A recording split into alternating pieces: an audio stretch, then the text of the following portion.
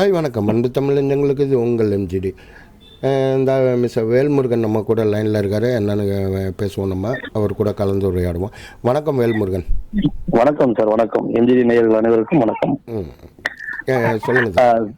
இப்போ ரீசெண்டாக பார்த்தீங்கன்னா புதுக்கோட்டையில் பாரதிய ஜனதா கட்சியோட அந்த இப்போ முடிவுக்கு வந்துச்சு இல்லையா, தமிழகத்துல ஃபுல்லா சுற்றுப்பயணத்தை முடிச்சுட்டு முடிவுக்கு வந்தது. அப்போ உள்துறை அமைச்சர் அமித்ஷா கலந்துகிட்டாப்ல. அப்ப அவரோட உரையில பாத்தீங்கன்னா ரொம்ப ஒரு ஆக்ரோஷமான உரையா இருந்துச்சு. அமித்ஷா இந்த அளவுக்கு பேசுவாரா அப்படிங்கிற அளவுக்கு ஒரு இது இருந்துச்சு. ஏன்னா இது வரைக்கும் தமிழகத்துக்கு வந்திருக்காரு, அந்த மாதிரி பேசுனது. அது குறிப்பா என்ன சொல்லியிருக்காருன்னா, எப்பாடுபட்டாவது தமிழகத்துல திமுகவை ஒழிக்கணும், அவங்க வரக்கூடாது அப்படின்னு சொல்லியிருக்காரு. இது எப்படி சார் பாக்குறீங்க? அவரோட ட்ரெண்டில் பேசியிருக்காரு. அது நமக்கு பெரிய ஆக்ரோஷமாக தெரியுது. அவர் இதை விட ஆக்ரோஷமாக பேசக்கூடிய நபர் அவர். மற்ற ஏன்னா உங்களுக்கு அந்த ப்ரொனன்சியேஷன் இந்த இதெல்லாம் மற்ற புரிஞ்சிக்கக்கூடிய மக்கள் எய்த்தாப்பில் உட்காந்துருந்தாங்கன்னா இன்னும் பயங்கரமாக பேசியிருப்பார். பட் நம்ம மக்களுக்கு கொஞ்சம் ஹிந்தி ப்ராப்ளம் இருக்கிறதுனால அதை ரொம்ப இதாக சொல்லியிருக்காரு, தவிர வேறு ஒன்றுமே கிடையாது. இன்னொன்று என்னன்னு பார்த்தீங்கன்னா, அவர் எப்பயுமே டீக்கடை அரசியல் பண்ணுறவர் கிடையாது, சரிங்களா?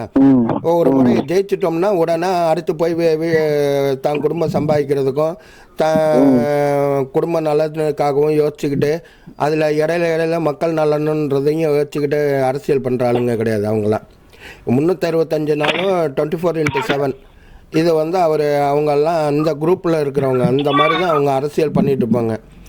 நீங்கள் யோசிச்சு பாருங்கள்,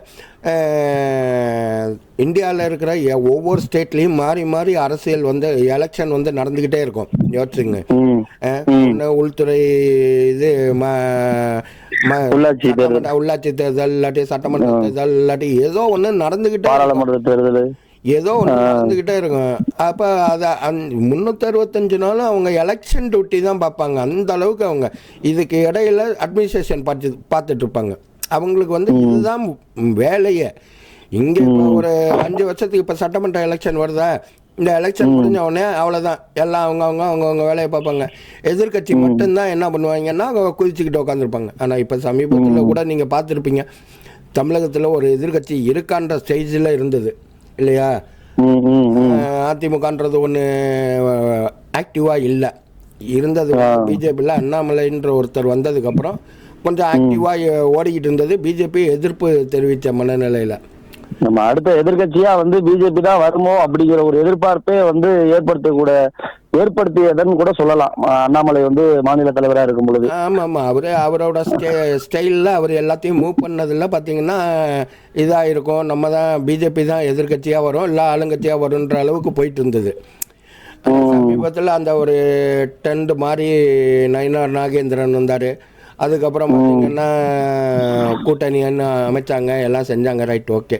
இதில் எல்லாத்துலேயுமே இது என்னென்னா, இப்போ சமீபத்தில் எடப்பாடி திருப்பியும் அதே வார்த்தையை சொல்லியிருக்காரு. நம்ம தனி ஆட்சி அமைப்போம், தனி பெரும்பான்மை ஆட்சி அமைப்போம்னு எடப்பாடி அதை திருப்பியும் இது பண்ணியிருக்காரு.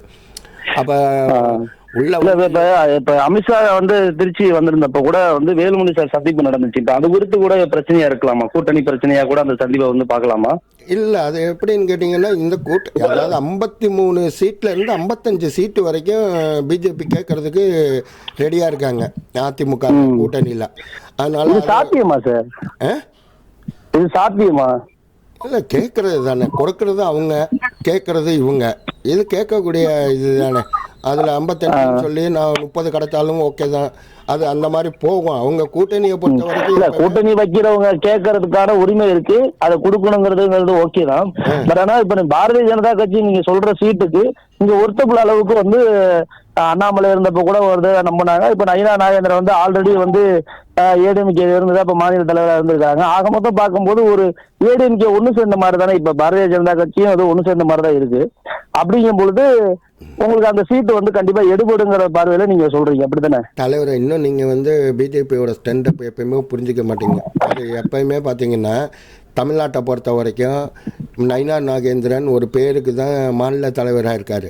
ஆனால் ப்ரெஸ் மீட்டில் இருந்து எல்லாமே இது பண்ணி மூவ் பண்ணிக்கிட்டு இருக்கிறது முழுக்க அண்ணாமலை அவர்கள் தான் எல்லாமே பண்ணிகிட்டு இருக்காரு, சரிங்களா?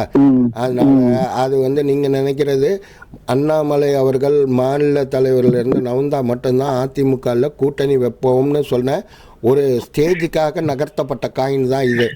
இல்ல எனக்கு ஒரு டவுட். இப்ப மாநில தலைவர் நயினா நாகேந்திரன் அவங்க வந்து நியமிச்சிருக்காங்க, அதுக்கான வேலையை அவர் செய்யறாரு, நடைபெற போறாரு, எல்லாமே அவர் சிறப்பா தானே பண்றாரு. அப்புறம் அவர் ஒரு பொம்மையா வச்சிருக்காங்க அப்படிங்கறத நீங்க எந்த அடிப்படையில் சொல்றீங்க? நீங்க மூவ் பண்றதுல பார்த்தா தெரிஞ்சிருக்கும் உங்களுக்கு. நயினா நாகேந்திரன் முன்னாடி நிப்பார், அவ்வளவுதான். சரிங்களா? பின்னாடி ஒர்க் அவுட் ஃபுல்லாவே அண்ணாமலை அவர்களை ஃபேஸ் பண்ணி தான் எல்லாமே நடக்கும்.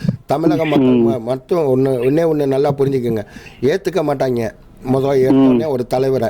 ஆனால் ஏற்றுக்கிட்டாங்கன்னா அதை எதிர்த்து எதுவுமே வேற இன்னொரு தலைவரை மைண்டில் ஏற்றவே மாட்டாங்க. அப்புறம் குறிப்பா சார் எனக்கு இது ஒரு முக்கியமான ஒரு இது என்ன அப்படின்னா, இப்ப அமித்ஷா சார் வந்து டிஎம்கே வந்து ஒழிச்சே ஆகணும், வந்து ஜெயிக்க கூடாது அப்படிங்கிற ஒரு விஷயம் வந்து திருச்சியில வந்து பக்கத்துல புதுக்கோட்டையில சொல்லியிருக்கிறாரு. இப்ப ஏன்னா ஏற்கனவே வந்து பாத்தீங்கன்னா நம்முடைய மரியாதைக்குரிய நிர்வாகத்துறை அமைச்சர் வந்து நேரு அவருடைய இடி ரைடு அந்த கேஸ் வந்து பெண்டிங்ல இருக்கு.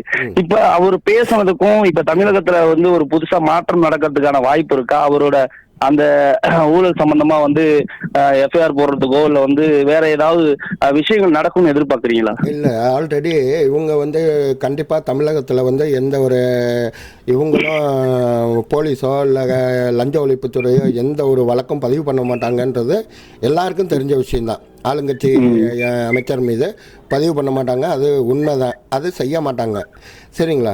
ஆனால் இடி வந்து அதோட நிற்க போகிறதில்ல. இடி கண்டிப்பாக கோர்ட்டுக்கு போயிடுச்சு, சரிங்களா? இப்போ கோர்ட்டுக்கு போயிட்டு அவங்க அதோட ஒர்க்கை பார்த்துட்டு இருக்காங்க. மேபி இப்போ ஜனவரி நடந்துட்டு இருக்கு, ஜனவரி 2025 உங்களுக்கு தீர்ப்பு கிடச்சிடும். அதை வச்சு சிபிஐ வழக்கு பதிவு பண்ணி அவங்க ஆட்டோமேட்டிக்காக உள்ளே வருவாங்க. அப்படி இல்லைன்னு சொன்னால் தமிழக அரசையே ஒரு நாம்கே வாசுன்னு சொல்லிட்டு ஒரு கேஸை ஃபைல் பண்ணுவாங்க. அந்த கேஸை வச்சு இடி உள்ளே வந்துடும். உள்ளே வந்ததுன்னா அநேகமாக நெருக்கிடுவாங்க. ஏன்னா ஆல்ரெடி அவங்க எல்லா பேப்பரையும் எடுத்துட்டாங்க. இனி அவங்க மூவ் பண்ணுறது எந்த ஒரு லைனுக்கு போகிறாங்களோ அங்கே கிடைக்கக்கூடிய எவிடன்ஸை வச்சு உள்ளே பூந்துக்கிட்டே இருப்பாங்க. இப்போ திமுகவை பொறுத்த வரைக்கும் என்னன்னு பார்த்தீங்கன்னா எல்லா பேப்பரையும் ஒளிய வைக்க தான் பார்ப்பாங்க. ஆனால் காவல்துறையும் சரி, இதுவும் சரி, இடி, சிபிஐ இவங்கெல்லாம் எப்படின்னு கேட்டிங்கன்னா ஆல்ரெடி எல்லாத்தையும் கலெக்டிவ் இவங்க ஒழிச்சு வைக்கணும்னு நினைக்கிறத ஆல்ரெடி அவங்க எடுத்து வச்சுருப்பாங்க. அதான் அவங்க உள்ள ஒரு ஸ்பெஷலே.